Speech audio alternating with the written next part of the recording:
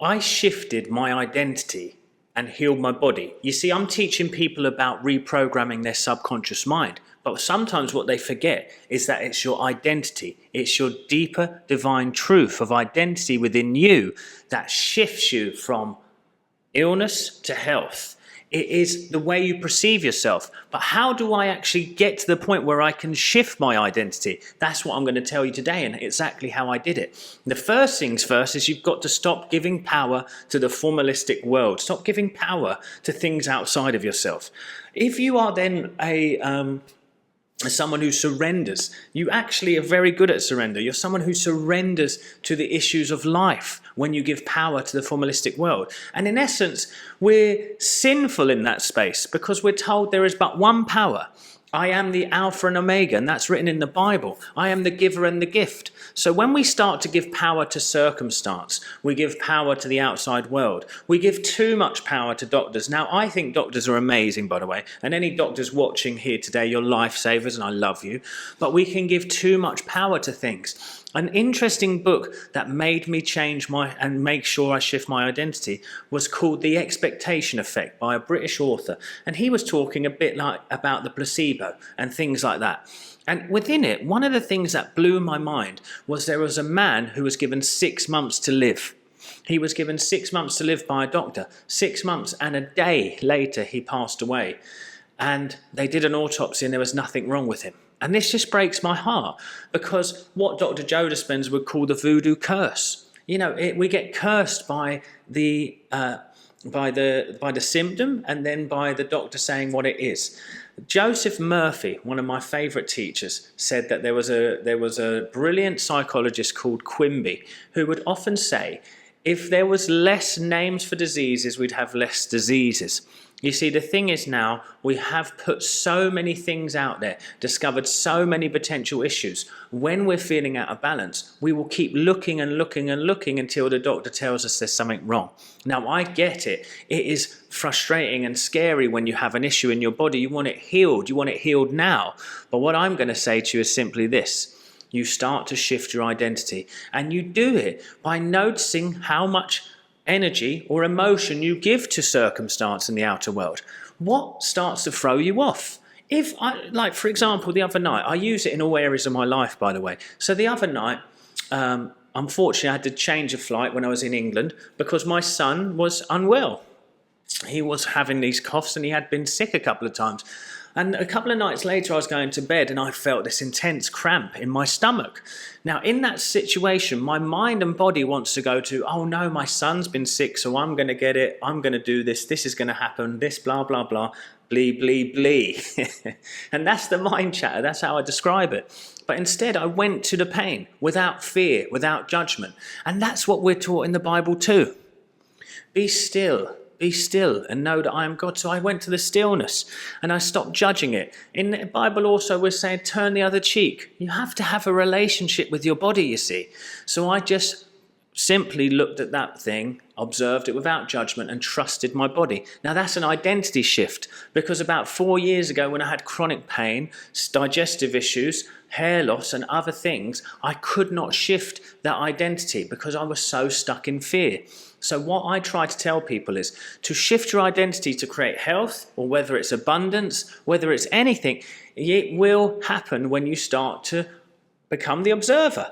You can only change when you start to notice your habitual ways of acting.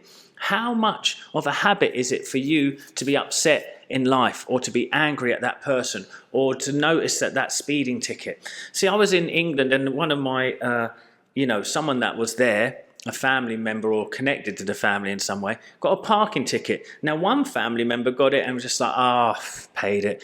And another person who wasn't a family member but connected into the family reacted like he had been basically sent to war, just so upset by it.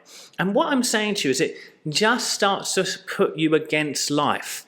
It suggests to life that I have no way to do it. Now, don't get me wrong, parking tickets are frustrating, I get it, but the thing is, do you want it to cause you so much pain?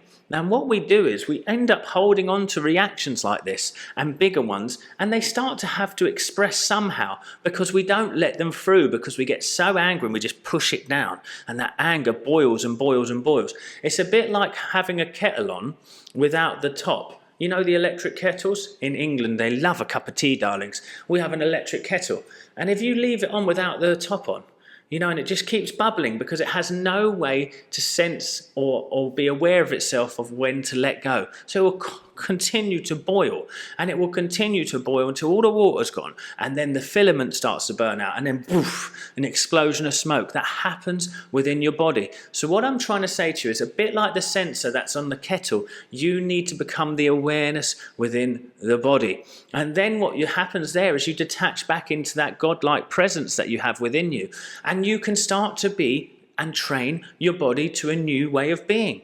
That's how you shift your identity. Firstly, you have to start to watch, observe, and let go of the emotional intensity of the reactions that you're feeling. And then from that place, you can start to breathe, relax, and focus forward. Now, I also have been using this to create wonderful abundance in my life. If you are looking to learn this technique for abundance, I can do a video on it this week. Comment abundance in the comments below as well. And I'm going to tell you, it works so profoundly, because then you're a clean slate. And what happens? Does the sea have a consciousness? It just has a natural law and order to it. Does the grass have a consciousness? No, it has a natural law and order to it. Our natural law and order is health, vitality, wellness, and good. But what we do is we get too lost in what's happening here, too lost in our fears. We get caught up in the body systems, and we get taken in by all of these issues. Then they become a god of us. Do you hear what I'm saying? And in essence, we start to worship something else. Now, many of us worship our symptoms. We worship the doctor's advice. We worship all of this. You need to start to listen to your own body's telltale signs. It's going to show you the problem. It's going to show you through your emotions. And then it's going to show you physically. Now, it doesn't matter how far along the journey you are, whether you're in actual constant pain, or you are just emotionally in turmoil and don't want it to turn into a physical symptom. The solution is the same. You start to watch it without judgment. You stop judging yourself. Then you start to reprogram the subconscious mind from a place of relief after observation. So you start to claim divine health, divine harmony. I'm full of peace, clarity. It's so effortless for my body to heal. Everything is working out for my highest good. I am now a channel of pure divine loving energy, and I'm free flowing, and I hand it out to all of those around me. I am constantly evolving financially, spiritually, mentally, physically, in all ways. My body is whole, revitalized, and renewed. I am safe. I'm protected by God's golden light. And this is what you start to put into the mind, and you start to accept it as truth. That's how you shift your identity. That's how you become someone who is healthy. That's what you can do. And I'll see you at the next one, guys. I am also looking for 4 more people who want to change their lives, heal their bodies, heal their lives by letting go. If that's you, you can reach out. It's in the descriptions. Book a free call with me to discuss your options. I'll see you there.